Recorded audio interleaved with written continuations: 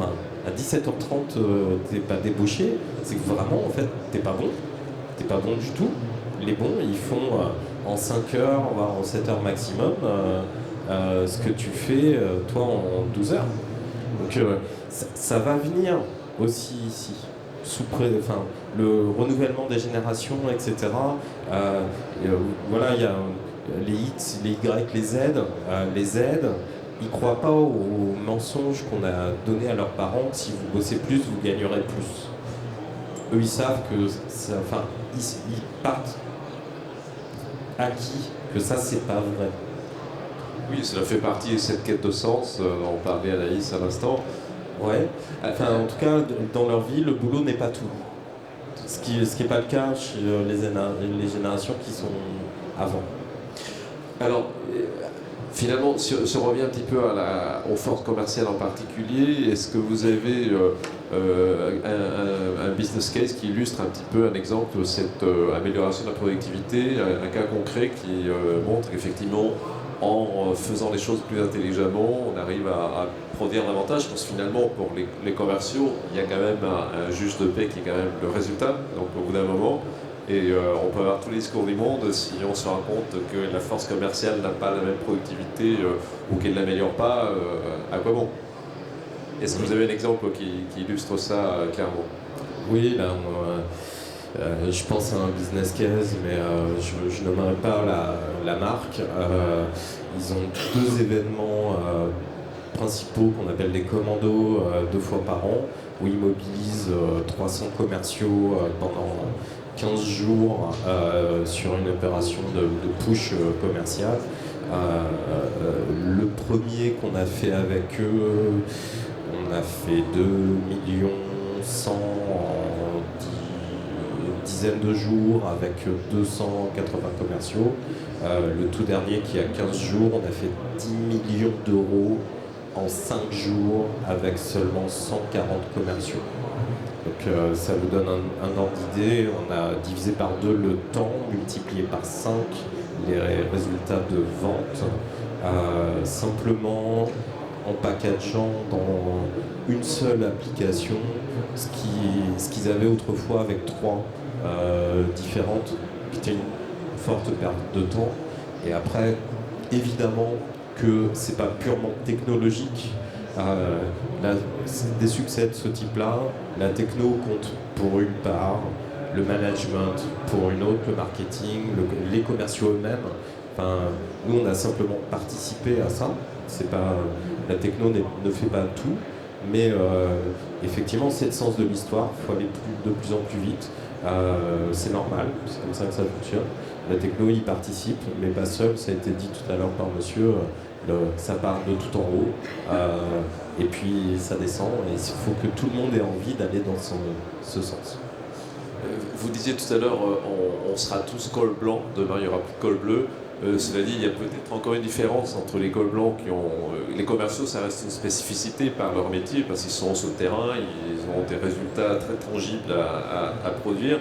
Est-ce que justement, dans cette unification, on va dire, des modes de travail, la question entre les commerciaux et les cols blancs autres, donc ils peuvent être peut-être plus sédentaires, est-ce que les problèmes et les solutions se posent de la même façon? Est-ce qu'on peut apporter les mêmes solutions de productivité pour des fonctions autres que les fonctions commerciales en partant de cette expérience-là? Anaïs, c'est une question ouverte. Nous, on fait du sur-mesure, donc on aime bien prendre le cas d'un métier à ses problématiques, et on travaille un outil pour répondre à ces problématiques et à son axe d'amélioration. Concrètement, dans ce qu'on voit dans les cahiers des charges ou ce qu'on traite, il y a beaucoup d'applications pour les commerciaux, et on travaille de plus en plus la partie volet RH, marque employeur, communication pour les cols blancs. Il y a peu d'autres outils, hormis les outils existants dessus, et après on rentre vite dans les outils de productivité, donc se pose la question, est-ce que c'est plutôt des cols blancs ou des cols bleus, hein? Même si on dit que, même si on tend quand même à se dire qu'on va tous vers une logique col blanc. Le volet marque employeur, c'est pas une amélioration de la productivité, c'est vraiment une amélioration de la cohésion et du sens que donne l'entreprise, donc c'est vraiment différent. Donc j'aurais pas forcément l'exemple qui va bien à ta question. D'accord. Alors, en termes d'outils, parce qu'on parle mobilité, est-ce que le smartphone est définitivement l'outil pour les acteurs de terrain, que ce soit commerciaux ou autres types ou techniciens de terrain? Est-ce que c'est le terminal ultime? C'est quand même important le support. Donc finalement, question ouverte, Lionel. Juste un petit mot sur la génération Z, parce que ça m'a interpellé. D'ailleurs, je vous invite à venir chez nous, chez WSS Europe, vous verrez que la moyenne d'âge est moins de 25 ans. Et aussi sur la notion de col blanc, col bleu. Je pense que cette notion n'existe plus vraiment. Enfin, c'est bien de l'utiliser aujourd'hui parce qu'on est en disparition de cette notion, mais on parle beaucoup de lead management. Le lead management, c'est-à-dire qu'on travaille en groupe, en squad, et les jeunes n'ont pas du tout envie de travailler dans cette dichotomie col blanc, col bleu. Et donc tout ça est en train de disparaître. Donc ça c'est clair pour moi. Par contre c'est vrai que vous avez introduit une notion qui est fondamentale, c'est le bien-être. Si on ne leur donne pas la possibilité de se réaliser et de faire des choses qui ont du sens, ils ne le feront pas. Avec le meilleur CRM du monde, ils ne le feront pas. Donc je pense que ça c'est effectivement fondamental. Alors pour revenir sur le smartphone, c'est pas vraiment une question. Qui n'a pas de smartphone aujourd'hui? Donc de toute façon, c'est obligatoirement un outil de productivité parce que vous voyez par exemple les jeunes qui sont venus sur notre stand ce matin, on a mis en place une structure organisationnelle pour l'événement de la journée, mais avant de faire quoi que ce soit, ils ont déjà commencé à tweeter, à discuter avec leurs amis de où ils étaient, qu'est-ce qu'ils étaient en train de faire, ils sont sur Instagram, mais en même temps je leur dis, attendez, allez aussi sur la BCRM, parce que quand vous avez, voilà, vous n'oubliez pas de scanner un prospect sur le stand s'il passe, voilà, il faut quand même rappeler les bases du métier. On les a pour bosser quand même. Mais de toute façon, le smartphone, il est juste incontournable. Si vous ne mettez pas vos outils dans le smartphone, qui est le leur d'ailleurs, entre parenthèses, parce que si vous leur en donnez un autre professionnel, vous ne pouvez pas savoir quoi faire avec 2 terminaux, ça c'est sûr. Moi j'ai essayé, ça ne marche pas.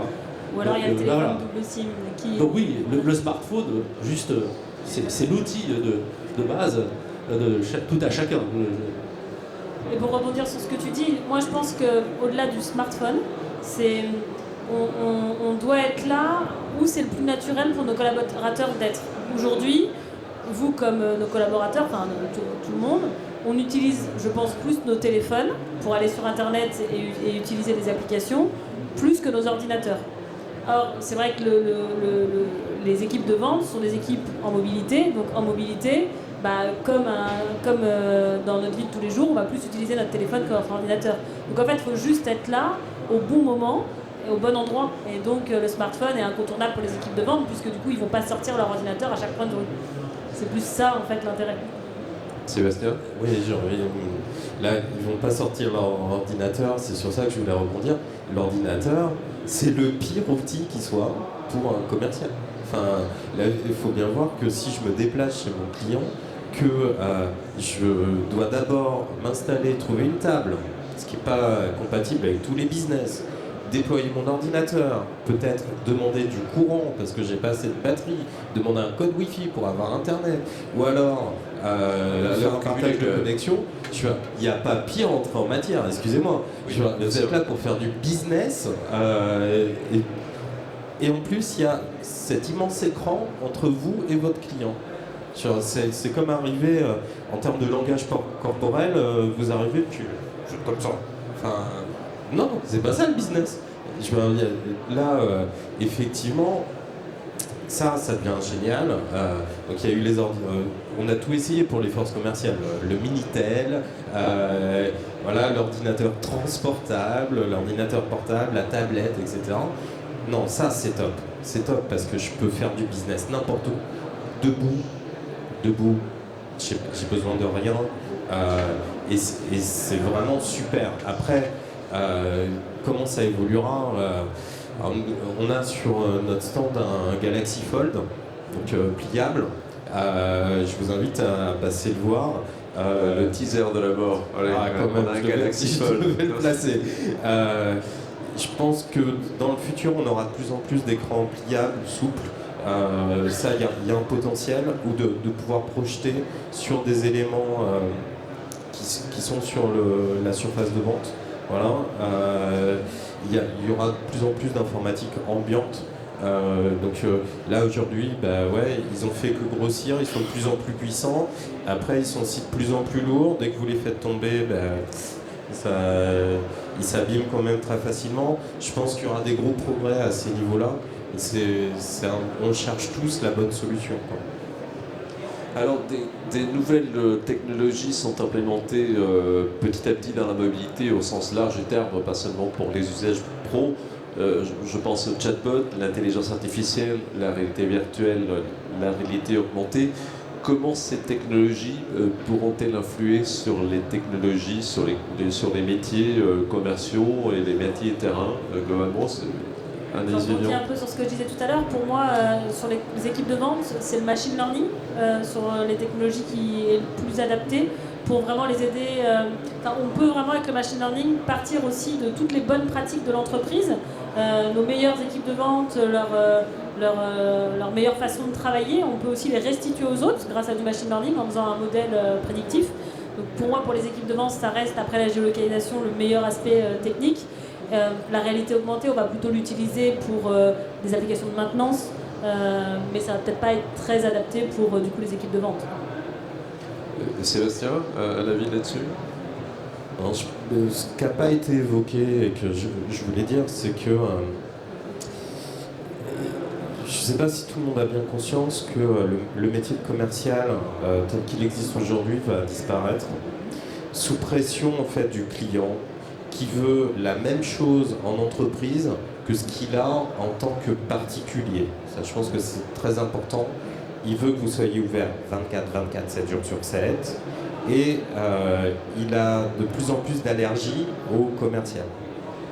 En fait, il ne veut pas de commerce. Le commerce tel qu'on l'a connu. Il n'en veut plus. Il veut du self-service. Il ne veut pas qu'on l'embête. Il veut simplement du conseil, de l'aide. Voilà. Mais il ne veut pas qu'on l'appelle 10 fois dans la même journée avec un bon de commande, qu'on lui fasse alors je te fais plus 50 avant de venir te voir et je te fais 50% de remise ou 30% de remise et puis si t'insistes je te fais 10% supplémentaire, si t'insistes je fais 5% supplémentaire et surtout le dernier jour du mois, alors là c'est les grandes promos parce qu'il y a l'objectif du mois, ça c'est avant-hier. Le nouveau client ne veut pas ça. Et que si on reste sur ce modèle-là, c'est mort. C'est mort.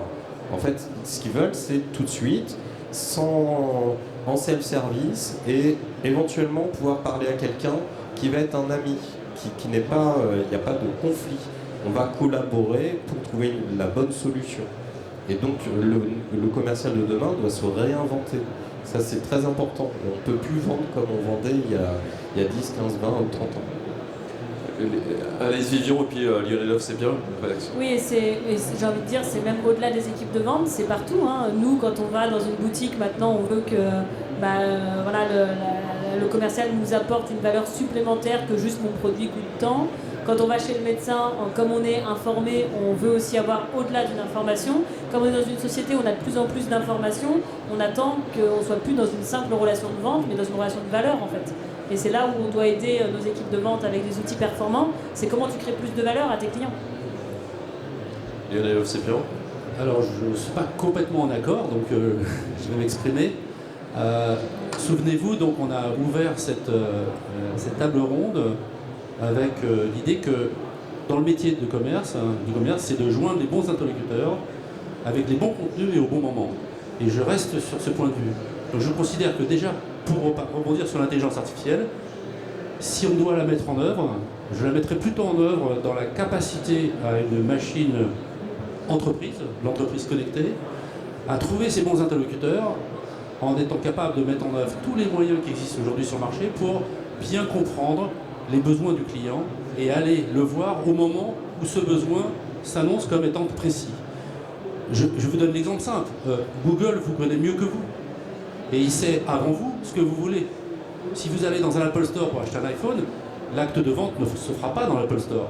Donc, clairement, là où il doit y avoir l'intelligence artificielle, et ça commence à arriver, certaines plateformes de CRM commencent à le faire, à le faire, c'est dans la capacité à aller chercher les besoins de ce client là où il va les exprimer. Il va les exprimer dans une boutique, auprès d'une personne, auprès d'un ami, dans un salon. Et c'est toutes ces informations qu'on va collecter qu'on va synthétiser avec travers de l'intelligence artificielle qui va nous dire, mais attendez, ce client-là, il faut aller le voir. Et là donc, je rebondis encore en désaccord. Désolé, mais le métier de commercial existe toujours. Il existe toujours, et même encore plus qu'avant. C'est-à-dire qu'en fait, c'est pas parce qu'on a donné au commercial des outils modernes et des moyens qui sont extrêmement nouveaux qui évidemment sont issus du digital que le métier de commercial n'existe plus. Certes, il m'arrive d'avoir des clients qui me disent bon, écoutez, laissez tomber, je veux pas de vos promos de fin de trimestre. Mais je suis désolé, tous les clients veulent négocier. Tous, ils veulent des remises. Et donc, c'est qui va faire ça, si c'est pas le commercial? Donc, évidemment, les choses se font un peu différemment, de manière plus élégante, intelligente, comme je l'ai dit, parce qu'en amont, on a bien identifié les interlocuteurs, sa manière de se comporter, sa manière de négocier. On sait plein de choses sur lui.